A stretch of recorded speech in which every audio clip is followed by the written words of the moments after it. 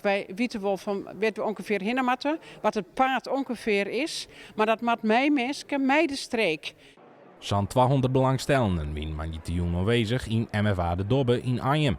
Het wie een informatiebijeenkomst over bijendelgong als gevolg van gaswinning in Noord-Est-Friesland. Het gaat dan vooral over de effecten van het zakje van de groen in landelijk gebied.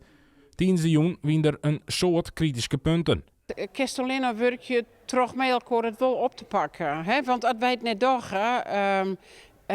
Dan is het straks alleen maar Zuid-Land, bij wijze van spreken. Ja, en de bloedskeer, dus daar moeten we wat mee. Maar ik snap de terughoudendheid, de argwage, die snappen wij wel. En daar gaan we ook mee aan de slag. En dan hoop je dat we daar een beetje bij komen. En dan misschien al dwaande toch komen tot iets van een plan. Dat als het gaat om de toekomstbestendigheid van dit prachtige gebied. Voor de landbouw, voor natuur, voor de mensen die hier wonen.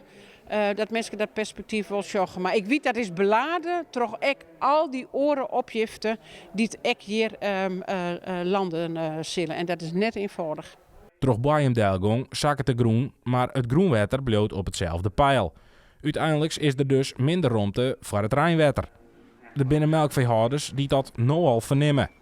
Wat wij eigenlijk bereiken willen is dat die boeren boer blijven kunnen. En dat zij een goed inkomen hebben kunnen en dat een vee zoen blijft.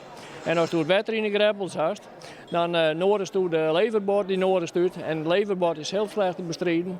En dat ondermijnt de zoen van de veestapel. Voor de meesten in het gebied zorgt de Bijendelgong voor een soort skeer, onwenning als verjering. Maar skeerongebouwen, dat kan en mij de gebiedscommissie net oplossen. Dat is onder de commissie Mijnbouwskeer. Op zich ben ik op dit moment nog niet zo direct bezorgd voor mijn historische woonboerderij.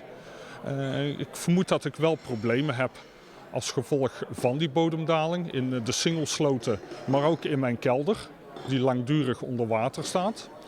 Maar anderzijds, ja, dit betekent ook een gebiedsproces met betrekking tot mijn eigen toekomst.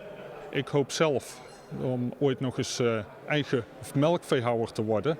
Dat is de droom waarvoor ik ooit naar Friesland ben gekomen. Net zoals natuurlijk het wonen in dit prachtige gebied. Ja, en vaak is toch wel de conclusie bij dit soort processen dat een deel van de boeren niet meer hun bedrijf kan voortzetten. Dus ja, dat zit wel in mijn achterhoofd dat ik daar wel toch wel zorgen over maak. In het voorjaar zal er op een bijeenkomst wezen om als Noord-Est-Friesland met een breeddroegen gebiedsplan te komen. Van 2024 aan moet het plan uitgevoerd worden.